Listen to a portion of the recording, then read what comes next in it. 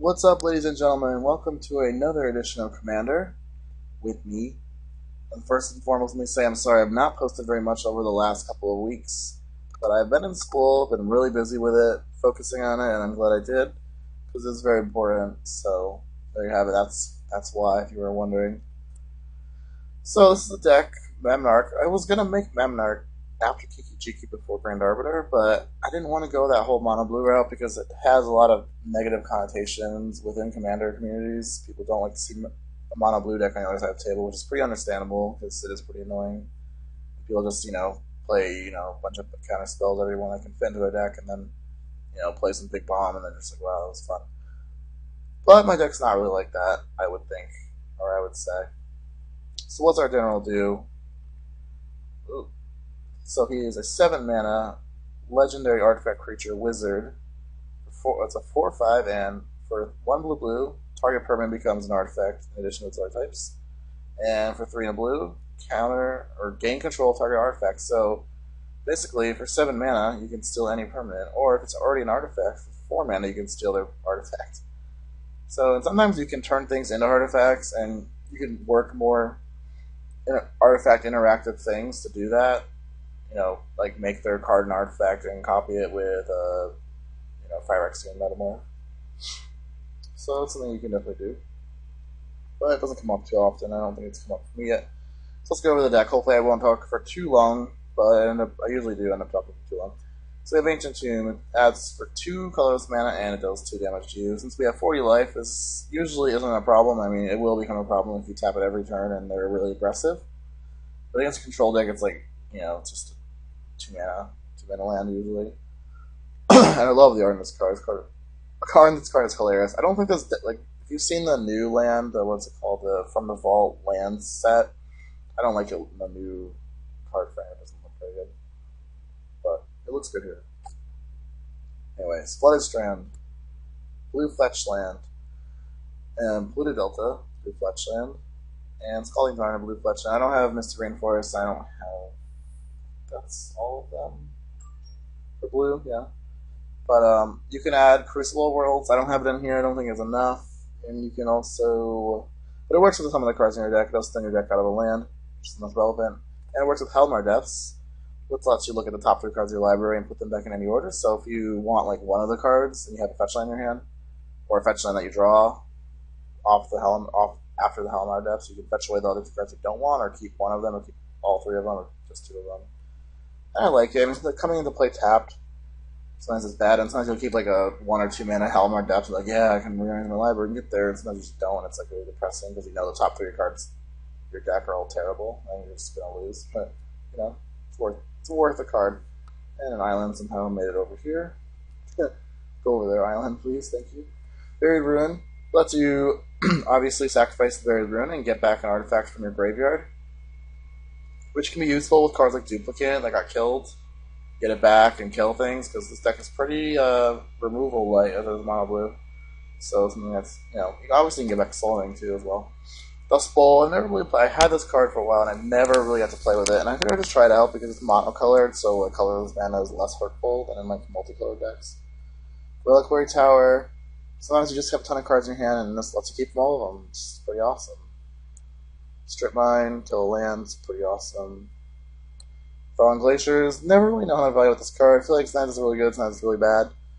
The tempo is pretty bad. If this tapped for mana, or it didn't come into play tapped, it would be so much better, but obviously I don't know if that'd be too good. Probably would be. With one or the other, if you got one of those benefits. But the coming into play tapped and not having for mana can be a problem. Because basically you can't make a 2-drop to play this turn 1, and then if you replay it, it really screws with your tempo again. And then Mizra's Workshop. Add 3 to your mana pool, and only for artifacts, so this by far is the best deck so far I've ever seen Mizra's Workshop work in. I mean, obviously we'll work in other artifact-centered decks, but seeing as this deck's monocolored and so many of the cards are artifacts, including your general, so that's another main benefit is no matter what, this will let you cast your general, so that makes it just awesome. Sometimes you just don't draw artifacts, it's like, wow, this land doesn't do anything, but this deck it usually does something. Okay, so here's our ramp stack, a mana ramp stack. Mana Crypts. Hurts you, but gets you 2 mana. It lets you cast a 3-drop on turn 1. If you have a land in this, or even if you have like land Soul Ring this, you can cast really stupid cards. And I really like the art in this. It feels like there's like brains in the walls. I don't know what that's supposed to be. Maybe like tombs or something. Maybe there's a crypt. And that's like how, I don't know, I just feel like it's a circular room and it's just kind of sweet. I don't know, I like this card a lot. I mean, it's not fair, but whatever. Everflowing Chalice is really good with, all your artifact ramp, make even more cards. You just want the ramp, and that just lets you do it, and it lets you be flexible, so it's kind of like nice. Now you can sometimes just cast it for 1, and it's fine. Cast it for 2 or 3, or some kind of insane amount of mana. And get up with Tricky Mage. Mana Vault. It's like a more balanced Soul Ring. Sometimes it's unfair, but sometimes it just does you damage every turn, and they kill or whatever you cast with it, and then you're just like sad. And it looks like a brain.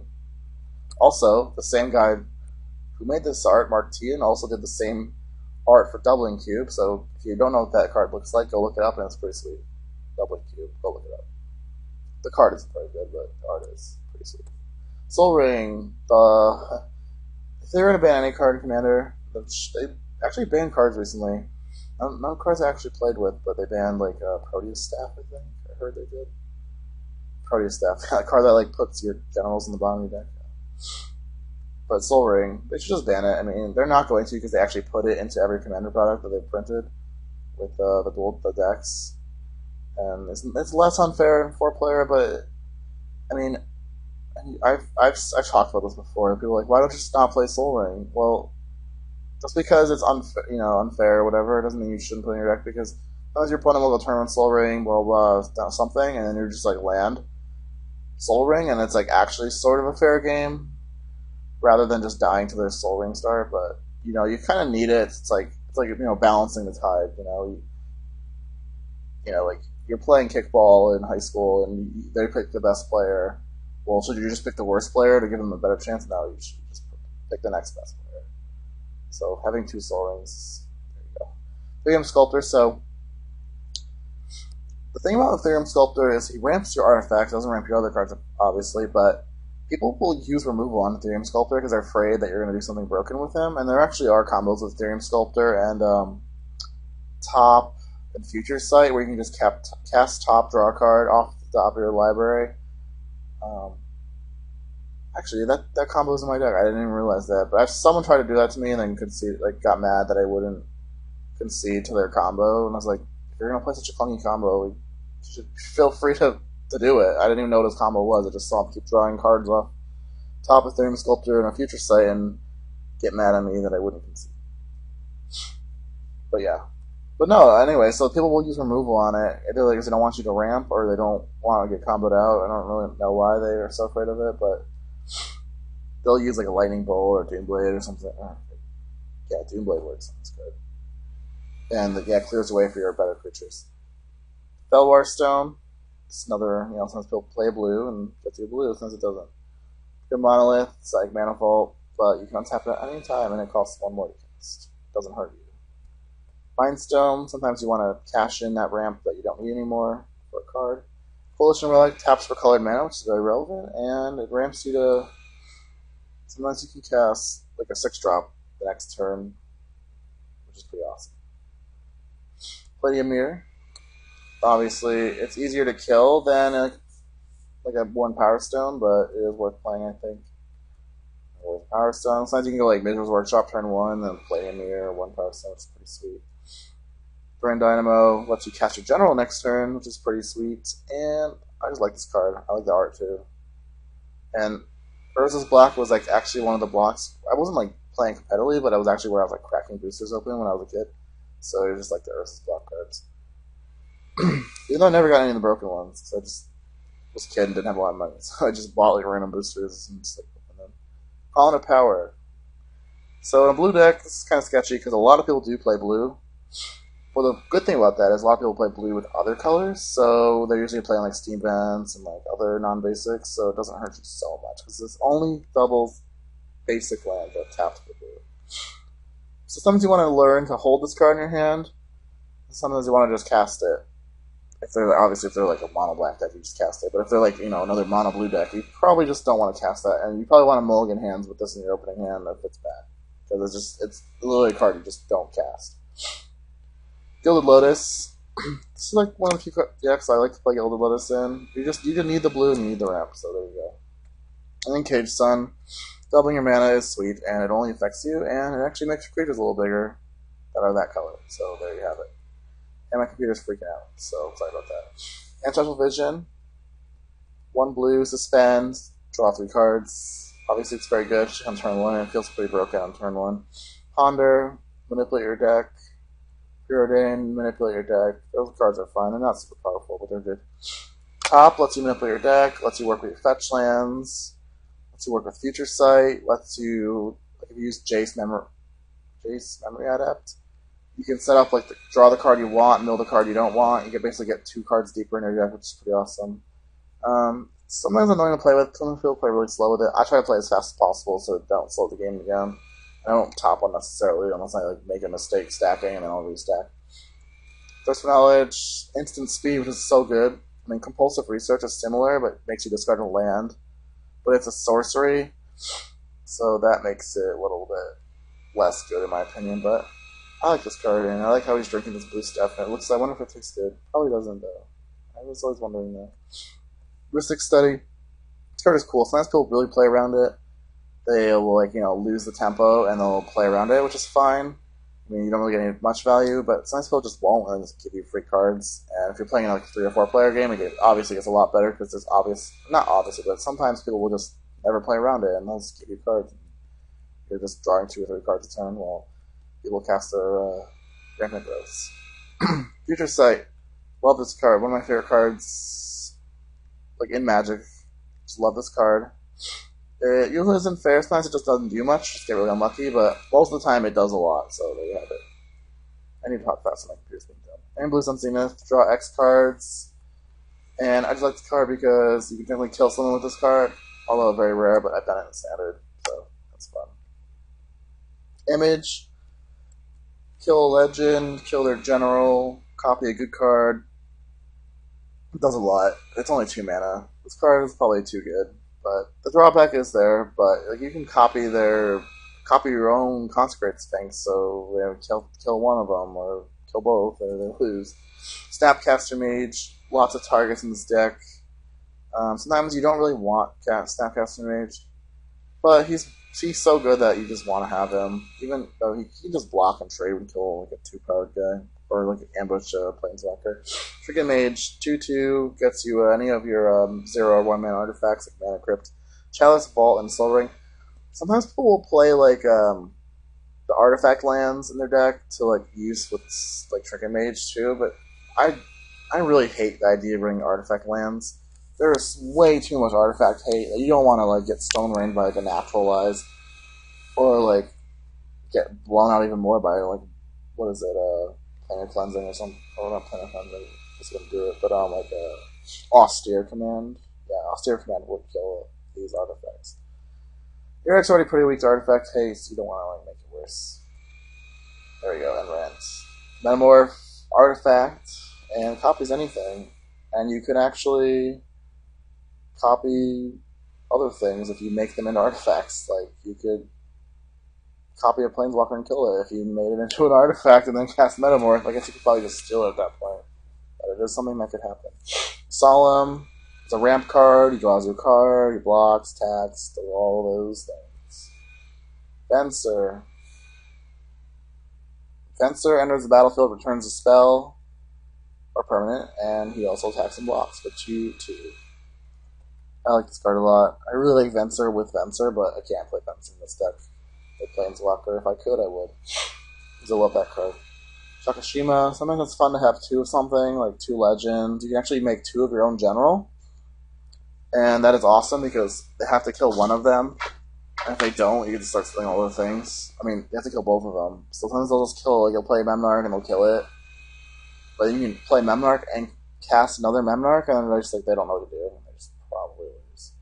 Glenalendra is like a counterspell, but it's a 2/2 flyer. And sometimes they'll like play Glenalendra and you're like, yeah, I got this guy. And then we'll play like Sylvan Primordial and blow up your land, and you're like, oh, or blow up your Jace, and you're like, oh.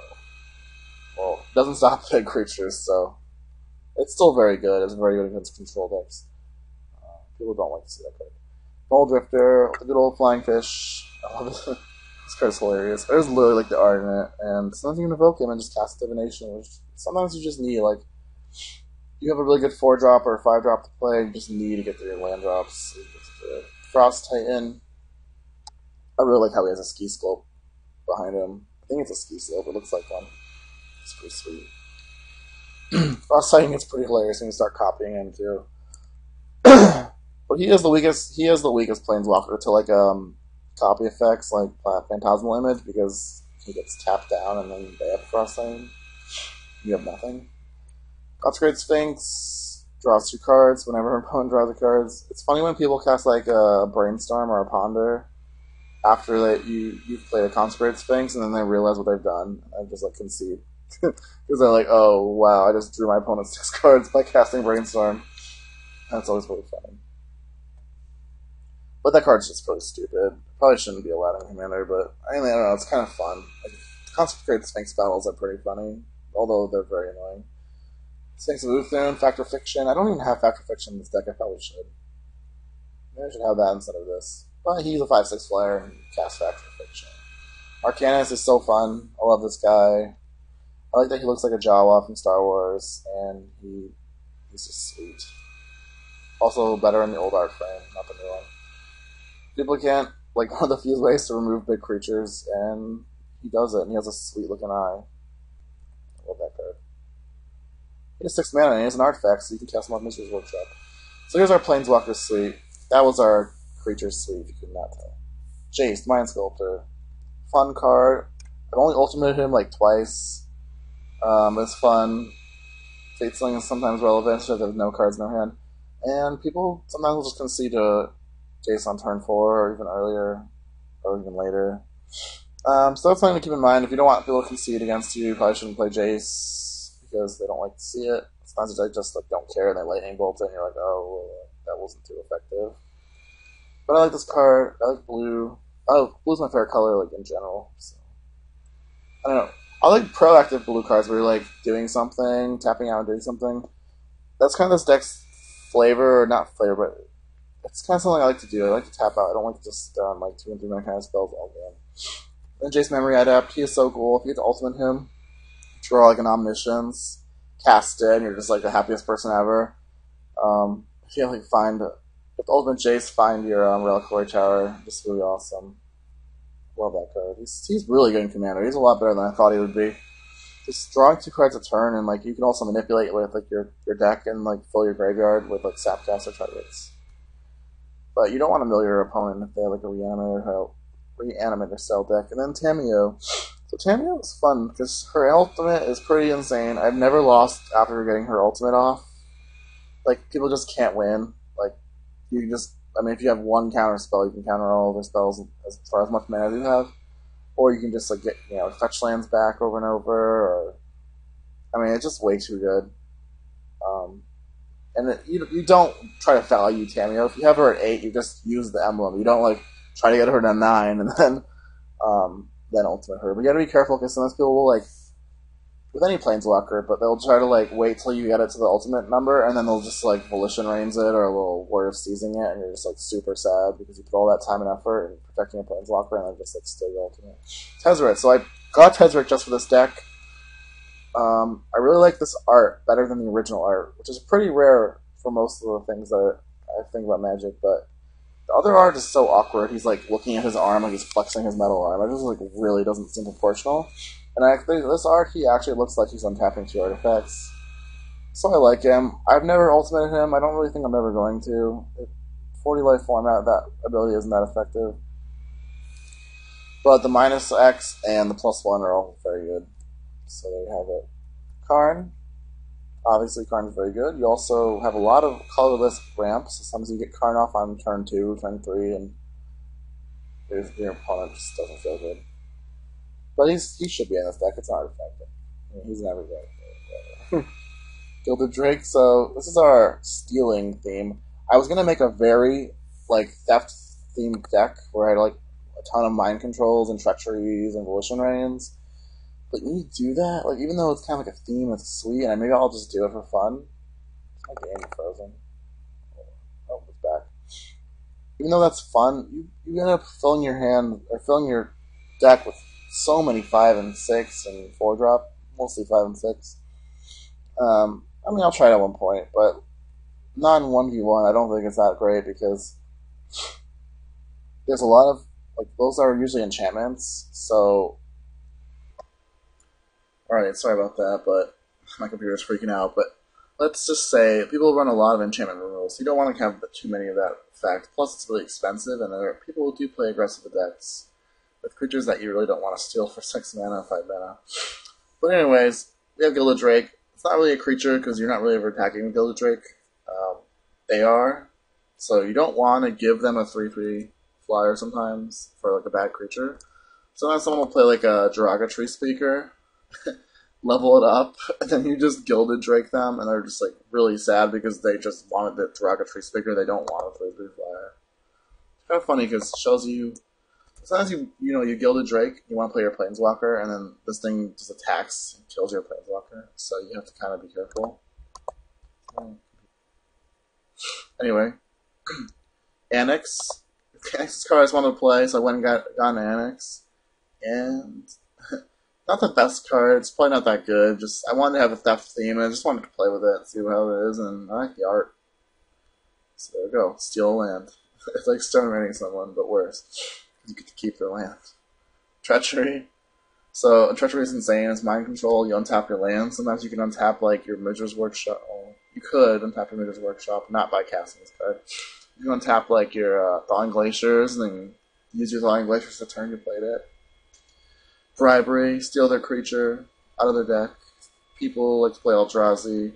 This card, although it feels unfair a lot, it really needs to be in in Commander because it discourages people from playing Eldrazi. I know I never gonna put Eldrazi in my deck because I just don't want people to bribery them.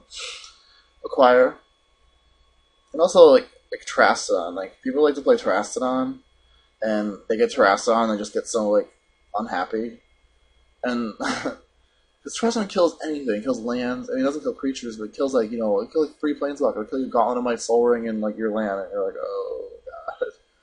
So yeah, Terrastodon not so fun, but it's there, bribery. Acquire. I mean, Acquire. I don't think it's that great, but sometimes it's fine. Sometimes it's kind of fun and funny just to see their deck. I usually don't spend a lot of time looking at their deck when I cast those cards, but it's okay. Probably not the best, but this deck isn't meant to be the best deck. Gather Specimens, a card I wanted to play with. Kind of fits the theft theme, so if a creature would enter the battlefield in our opponent's control, it enters the battlefield in your control instead, so you can steal people's commanders, you can steal any creature they cast. If they play a Living End or a Living Death, which exiles all cards from the graveyard, and then basically returns them to the battlefield after all the other creatures are sacrificed, like you can just end that, and that's kind of a goal I've always wanted to gather specimens, someone's Living Death. Hasn't happened yet, I don't know if it'll ever happen, but it's a kind of goal, and I think it'd be hilarious, so I'm gonna try. I should probably play this in multiplayer more than I probably will at some point. So Counterspell. Counterspell, Mana Drain. Counterspell, but ramps your mana. This card is really, it's really, really silly, but it's there. Hinder. I don't want to play Spell Crumple. I don't know why, I just don't want to. I like the art of this card. I don't like the promotional art. People like the full art promo art. I don't really like it. I kind of just like this one. She has this awkward pose and this flaming jar. I don't know, it's just funny. No explanation. But yeah, you want to get rid of generals sometimes just to find as a counter, or get rid of their Oblivion Stone. It's like, no, please don't do that.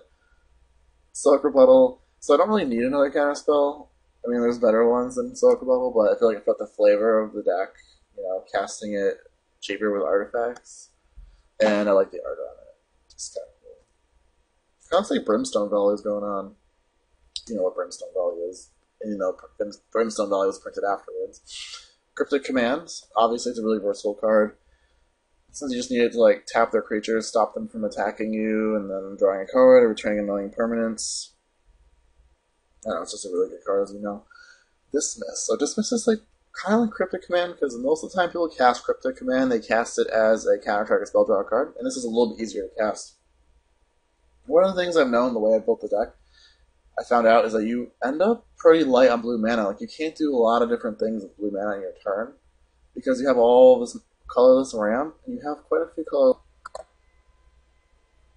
and you have all these colorless lands that tap for colorless mana, and you can't really like play Arcanus and Treachery. Well, Treachery's not really the same, but play Gather Specimens and play Snapcaster Mage and hold up a Counterspell on the same turn, even if you have 10 mana because 10 or 12 mana or something insane because you just don't have enough blue, which can be a problem. And you do need blue for your general's abilities, and blue is double blue on the first one. So something to keep in mind if you want to add more blue lands, if you want to build this deck, you can do that. Force of Will, it should probably be, it's Force of Will. Counter any spell, pay 1 life, and exile a blue card. And there's enough blue cards to support it. Lightning Greaves, want to protect your general. He did cost 7 mana to cast. And sometimes you can just Lightning Greaves out an Arcanus, which is pretty awesome, or a Consecrated Sphinx, or Frost Titan mostly. The other ones, creatures don't really matter as far as attacking or Lightning Greaves, but you really want to protect your general. That's pretty much why Lightning Greaves is in the deck. Your general is actually attack for 4, so it does kill your opponent. 6 hits, but it does. Capsize. I'm not really a fan of just like not playing spells just so I can capsize things. Like if I can play a spell, I'll probably play a spell, but I won't just sit back and just capsize things. Some people like to really do that, and I understand why that's not fun. This is a mono blue deck, so it has very limited removal, so I figured I just want to capsize. It also is pretty good to blow out people who like spend their whole turn equipping a sword and attacking, and then you just block their sword at a guy, and you capsize their sword, and they like die, and they just get really mad. So that's why I like it. Or if someone briberies your guy, you can capsize it back. Right application. So this is the other spell slot. If you couldn't tell, this other spells. So this card is sweet. I like it a lot. You don't always have time to cast this spell. It's not just good to just kill a general for 4 mana, which is completely fine. And kind of reminds me like synchronized swimming is going on in that picture. And that's not what's happening. That's what I think is happening. So I like to believe that. And Phantomith. Never really played with this card. Figured I'd try it. People play it against me, and sometimes it's very good. Sometimes it doesn't really matter. But yeah, sometimes there's like generals like Azure or what other card like Omnath or just really annoying. Or just a creature. Like you want to kill their creature, and this is the way to do it. Not forever because they can always just search it back or draw it again. But there you go. And then we have our main cards. So we have Time Warp 1 and Time Warp 2, which are fine. Unless people will Thought Seize you or Duress you on turn 1. And you'll have like a Mind Stone or Grim Monolith or any kind of really good ramp spell. And they'll just take like a Time Walk, even though it's like turn 1. Like, you're never going to cast it. I don't know, maybe not ever, but I feel like they should probably take those artifacts first. But they don't. And we have Omniscience, so casting things for free is better than actually paying for them. And there's actually, things you can chain off with Omniscience, Future Sight, because you can cast. I mean, you can't cast things on the top of your library for free, but you can use your mana to cast those things off the top of your library rather than things in your hand.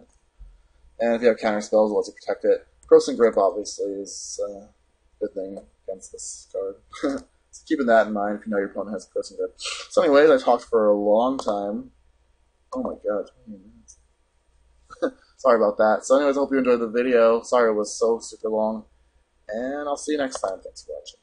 And let me know if you have any suggestions. Oh, and I want to show you one thing before we go. The kind of like mana curve. The mana curve in this deck isn't meant to be like super competitive. It's kind of just like cards I wanted to play with and cards I already had. And it's a lot of 5-drops. So, like I said, you could have added even more 5-drops. You could have added more counterspells and less 5-drops. Totally up to you. I like these 5-drops, so I'm going to play them. But it's not meant to be a super effective, counterspell, like really super hardcore deck. It's kind of just meant to be play big spells. And that's kind of like what I like to do. I tap out a lot with this deck. I mean, if I know my opponent's going to do something broken or play their like really powerful general, I might hold up a counterspell when I could play like a 1 Power Stone, but usually I'll just play the 1 Power Stone and hope that it doesn't die to the So there you go, have it. Let me know if you have any suggestions or changes. And thanks for watching, because I'm not really like a mono blue expert, so I'll see you later.